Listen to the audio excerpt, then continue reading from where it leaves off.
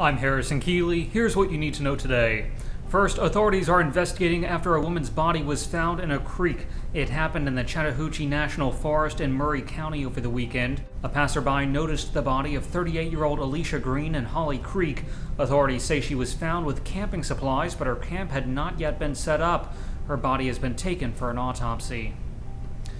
A 41-year-old woman is dead in a Dalton homicide. Authorities say Myrna Rosales was brought unconscious to Hamilton Medical Center Saturday morning. 28-year-old David Emmanuel Rivera Zavala told staff he found her at the foot of his front porch steps, but officials say her injuries were not consistent with falling downstairs. Zavala was later located and arrested in Aurora, Illinois. He's been charged with aggravated battery. Donald Lee Abbott has turned himself in to police after a woman was shot to death in Cleveland. 44-year-old Marla Sharp was found Monday morning at her home near Blythe Ferry Road. Police say the two were boyfriend and girlfriend. Abbott has refused to give a statement to police. He's been charged with first-degree murder. The public is invited to honor Petty Officer Second Class Randall Smith today. Smith was killed in the July 16th attack in Chattanooga. His funeral is set for 2 p.m. at First Baptist Church in Fort Oglethorpe. He'll be buried at the Chattanooga National Cemetery. The public is invited to line the processional route. Details are at timesfreepress.com.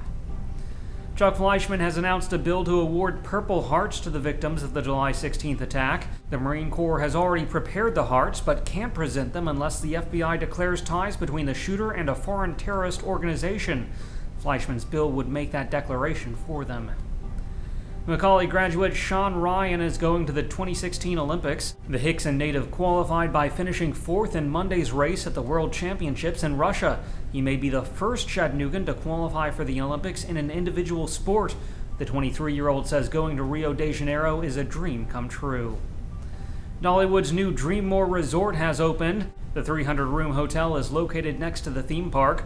Also next month, Dollywood plans to announce what may be the largest investment in an attraction in the park's history.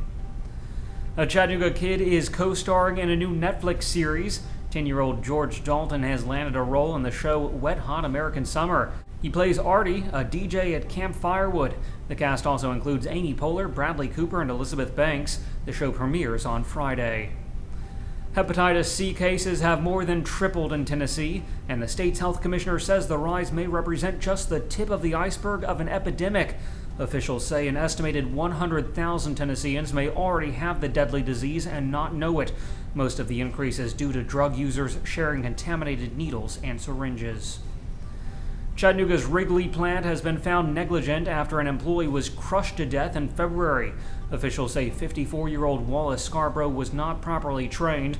A machine he was cleaning had not been unplugged and began running again. The candy factory has been cited 10 times for serious safety violations and fined $28,000. The Children's Hospital at Erlanger has a new CEO. Donald J. Mueller has been named to the position. He's the former executive director of the Marcus Autism Center in Atlanta. He'll succeed Dr. Alan Court, who's been named chief medical officer for Erlanger. Hamilton County Assessor of Property Bill Bennett plans to retire. He says he's decided not to seek another term and will retire at the end of August 2016. Commissioner Marty Haynes says he's interested in the job. Turning to weather, today will be sunny with a high near 95 degrees. Tonight's low will be around 74. That's it for today's news. Thanks for being with us. You can find more on these stories and breaking news at timesfreepress.com.